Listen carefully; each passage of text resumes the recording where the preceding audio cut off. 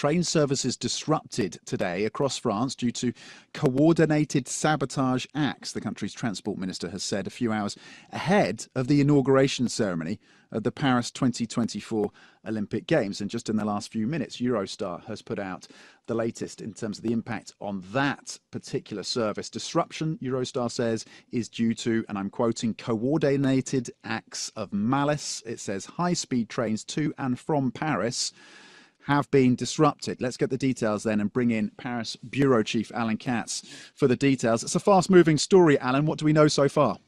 So what we know is that there were two separate incidents, one north of Paris, in between Paris and Lille, which is the line that the Eurostar takes going to London or Brussels, and one southwest of Paris. The one southwest of Paris actually seems to be a bit more serious. It's really cut the high-speed line between Paris and Le Mans or Tours.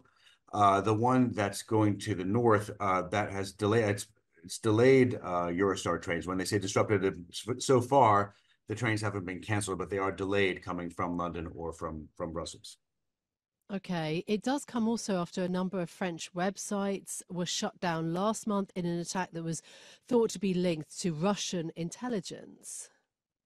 Yeah, it's not clear that this is the same. Honestly, we don't know for the moment. These were physical acts. People have talked about fires on the tracks in local media, and the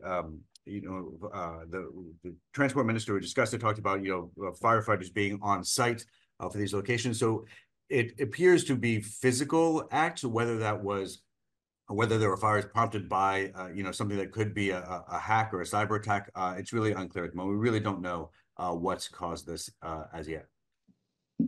It's pretty interesting given the context. I'm looking at a Financial Times story from May of this year, quoting intelligence sources in Europe and intelligence agencies in Europe, warning their governments that Russia is plotting violent acts of sabotage across the continent as it continues to commit to a course of permanent conflict with the West, quoting there from that Financial Times story of May. So we don't know who is behind this at this point, but that is the context. We have seen sabotage efforts by Russia and proxies and individuals linked to Russia in recent past in Europe.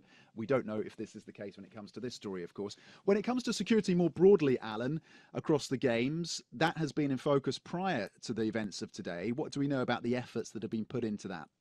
So France has really rolled out a very big security program for the Olympics, particularly for the opening ceremonies tonight in Paris. There are about 60,000 security personnel, a combination of police, military, even foreign police, that are working this evening.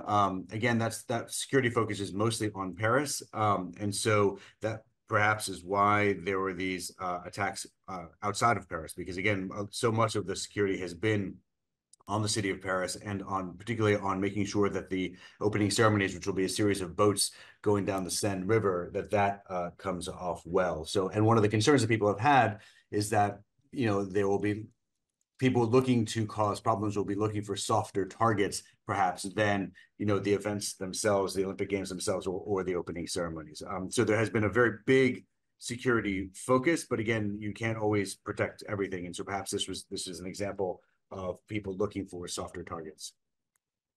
Okay. I mean, France has a lot invested in these games, and the security issue is one that is always there for such a major event. And France also, it's not just concerns around whether it might be Russia, but there have also been terrorist attacks in recent years, over the decades also in France too. So there are other sources of concern as well. France has so much invested in these games going off so well, 1 billion people expected to watch.